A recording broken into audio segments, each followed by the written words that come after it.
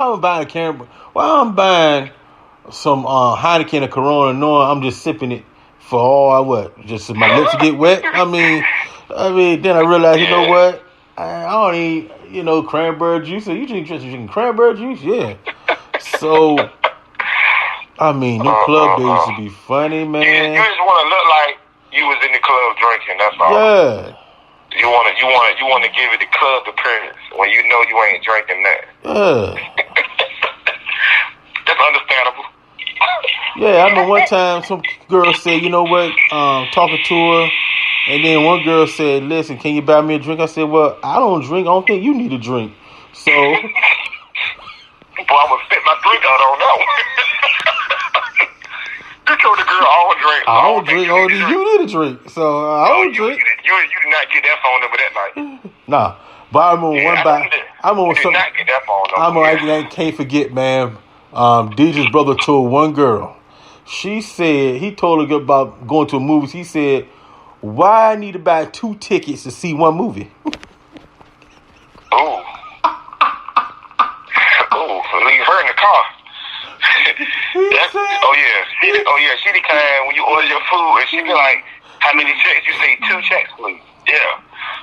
He said, why do I need to buy 2 tickets to see one movie? Oh my God. I thought about that. Let me ask you this. If a girl asks you out, right? If a girl asks you out, do you pay for the dinner or do she pay for it? You know what? Being a gentleman, I mean, I know where you going. But because sometimes I used to think about what you used to say at the end, like, damn, I should have took Dwayne Porter's advice. But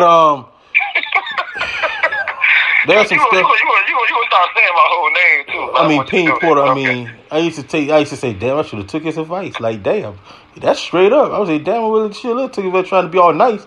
But I done changed, man. I done changed, man. I changed. Like a man, if even if a female asks you out, you should pay for the dinner. You should. You should pay for the dinner. You should pay for the dinner, and blah blah blah. But she got a tip. Exactly. Now, if she don't tip, don't call her no more. Talking about I don't got no. I left my wallet in the car. See, that's the rule number 1. If a girl go out with you, she need to have at least $30 in her pocket. At least $30, because I mean, what if your car get declined? What if you ain't know that someone was coming out and they charged you, and then you ain't got enough money for her food. Both of us can't be out there washing dishes. Because if she don't say, you know what, well, dang, well, you ain't gonna pay for my food, you can't pay for my food, well, then you realize. Oh yeah, she ain't calling you no more. Yeah, you done pretty much lost that one, but she ain't gotta wash no dishes. See, that's the thing. And then I feel like a female need to take some money with her just in case the date don't go. And she need to catch a ride, a Uber or Lyft. Because the date might not go, good. I done been out with some people and our chemistry just didn't click. And I'm gonna probably leaving you right there. I don't got a problem getting up, going to the bathroom, and never seeing your face ever again. Yeah, I don't have a problem with that.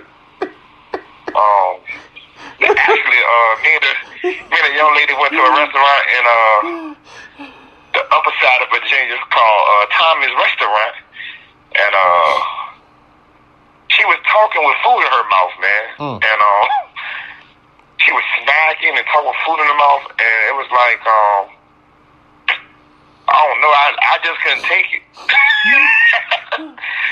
So I left, and she called me, where you at? You sure take a long time in the bathroom.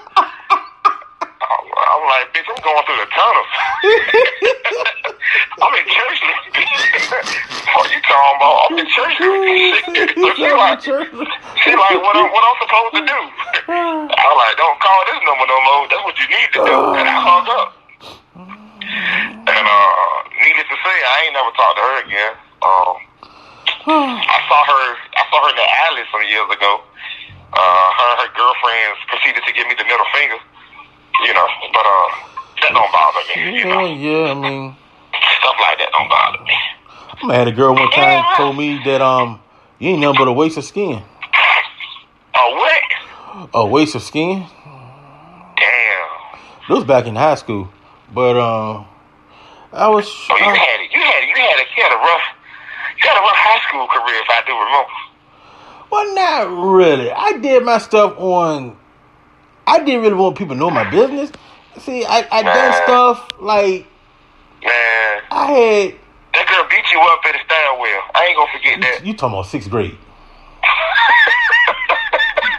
Vita Jones, if you're listening now, we actually. I want to go say her name. Now I want to go say her name. We like family now. Hey boy, the Vita Jones 2-piece song. I'm gonna tell you how. I'm gonna tell you how I started. I'm gonna be truthful with it. Oh man, I get the truth. Yeah. 25 years later, I get the truth. I'm gonna tell you what happened. Oh shit, I get the truth. It was the day before winter's break, and you never forget it. I had a crush on Nikita Winborn. Now, Vita was walking with her, and I was messing with Nikita Winborn, and Vita Jones told me, John, why don't you leave her alone? She don't like your ass anyway. And you know, that kind of hit me to the heart, so I told Vita, well, shut your black ass up. So Vita, I walked back to the stairwell. Vita like, she followed me like, what the hell you say to me?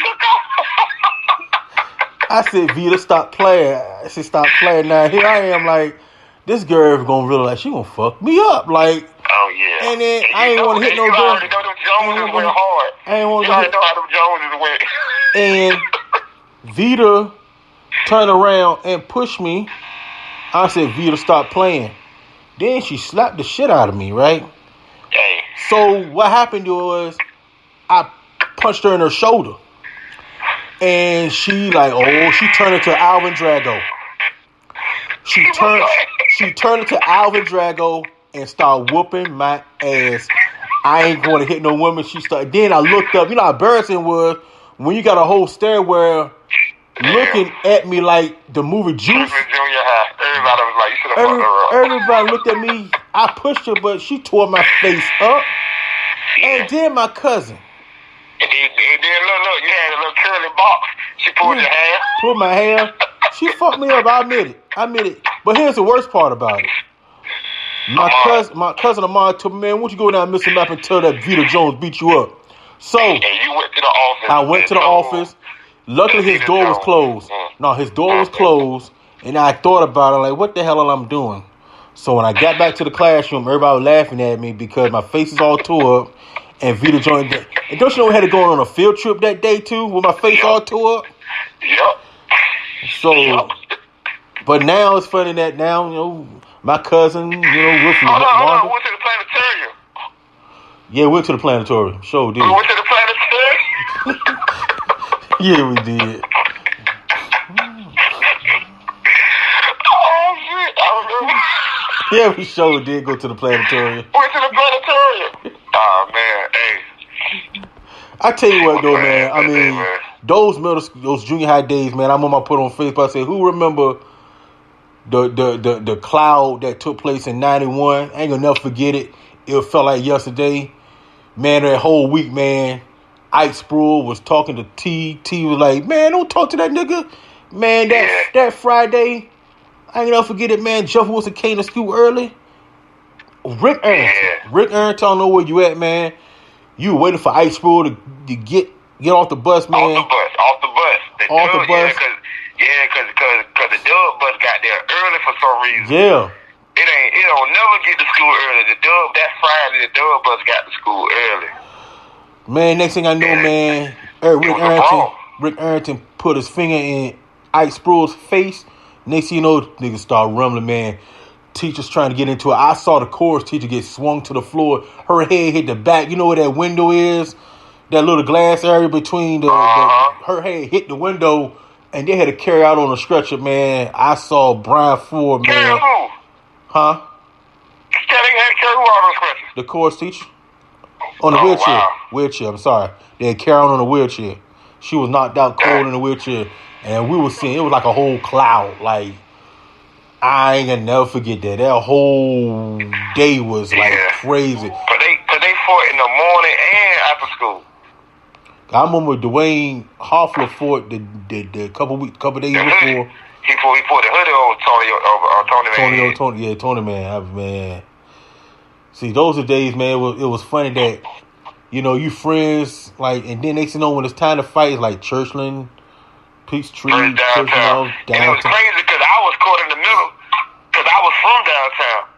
So they like, why ain't nobody jumping on you? I was like, well, I'm from Parkview, so I can't fight with y'all. I got to go to my grandma's house. I got to go to my grandma's house tomorrow. I'm going to see these same dudes that y'all fighting tomorrow. They ain't bothering me. Y'all fighting one-on-one. You got to handle your own. So I had a whole lot of dudes mad at me behind that, but you know what I'm saying? It's hard. It was that dilemma I was in. It's hard to fight. I'm from downtown, but now I live in Churchland. So it's like, you know what I'm saying? I can't, you know what I mean? I was in a pickle, you know what I mean?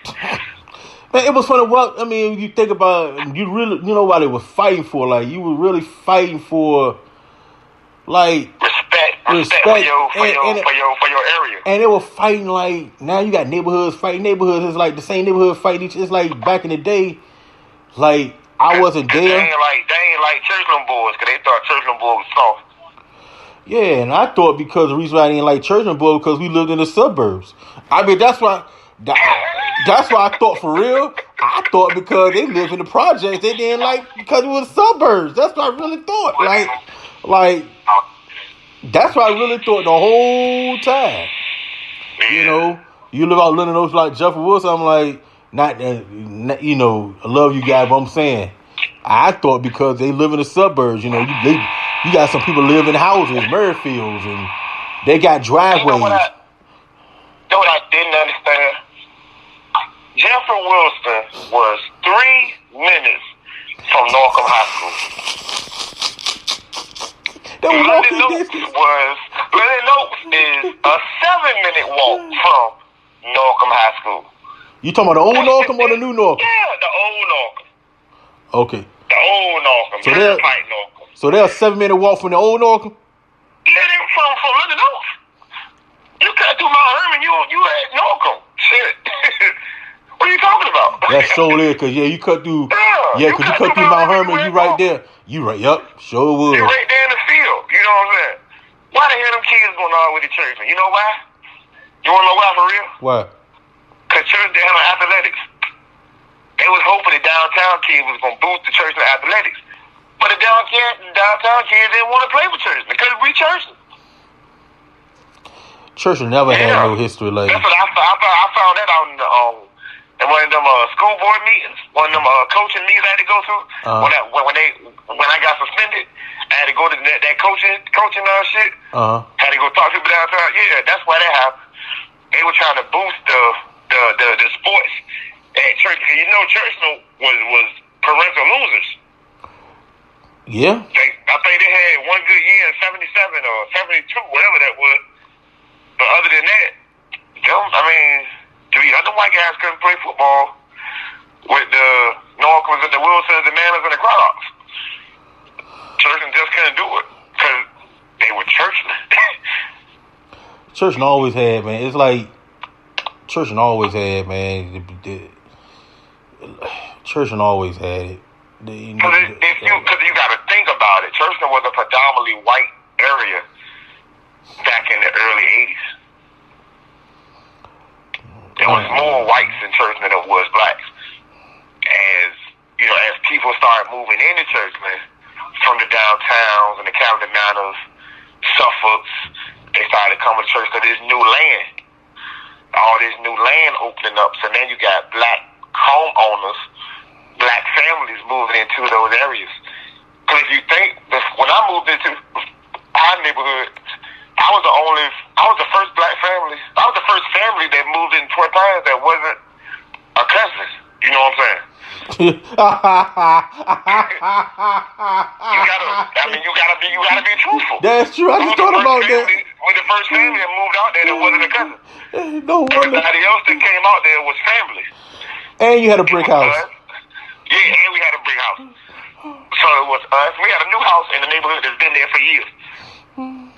So I experienced all kinds of hatred. Shit, me and you